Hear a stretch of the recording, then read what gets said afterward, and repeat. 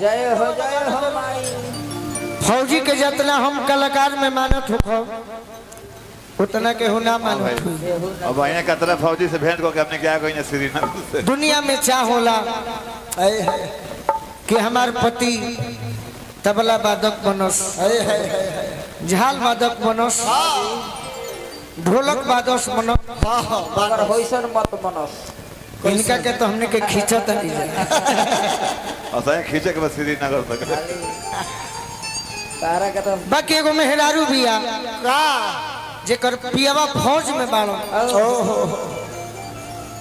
और जितना घटना सुनो तरी पहलगाम, हाँ जी, कश्मीर, पठानकोट, जम्मू में, कश्मीर में, तो डेरा जाता रही अपना माई से कहतरी कि माई का कहतरी कि रखी हसा जवले ये मैया से नूरा हो सीन होरा। अरे राखी हसा जवले मैया से नूरा हो सीन होरा। रखी हसा जवले मैया से नूरा हो सीन होरा।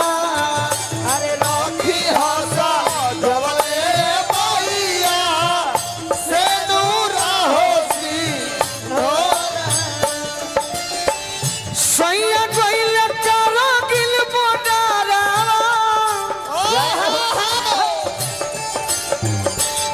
तोहरा से करिले निहोरा।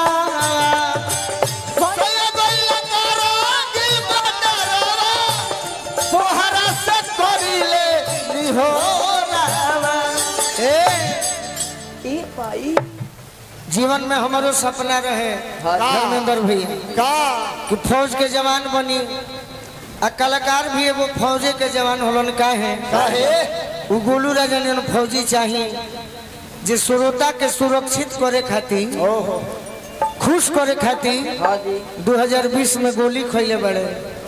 तो हम एगो फौजे के जवान बने तो फौज के जवान खातिर ताली बजावे के पड़ी। हाँ जी, अरे राखी हा सजवले मैया से नूरा हो सीन होरा। अरे राखी हसा जवले मैया से नूरा हो सीन होरा। ए माई राखी हा सजवले मैया से नूरा हो सीन होरा। अरे राखी हसा जवले मैया से नूरा हो सीन होरा।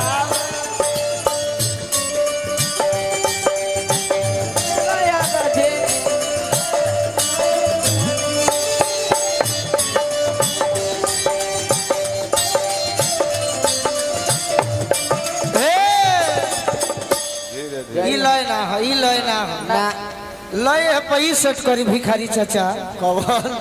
अरे सखी हो सिपाही जी के, सखी हो सिपाही जी के होई हम जनना लाइसेंस रंगदार होवे हमारो सजना। लाइसेंस रंगदार होवे हमारा सजनवा लाइसेंसी रंगदार हो। अरे राखी हसा जवले मैया से नूरा हो सीन होरा। अरे राखी हसा जवले मैया से नूरा हो सीन होरा। मेहरारू कहतरी के माई भाई यह विनती कहतनी का जवान लोग पताज बाटे बाबा अरे देशवा के पगड़ी अब फौजी से आबाद बाटे हिंद के ई नगरी। नगरी पिया बिना जिंदगी में अनहारी। अरे पियवे से बाटे हो अंजोरा। अब रखी हस जवल मैया से नूरा होसी नोरा अरे राखी हवा जवले मैया से नूरा होसी नोरा रखी हस जवल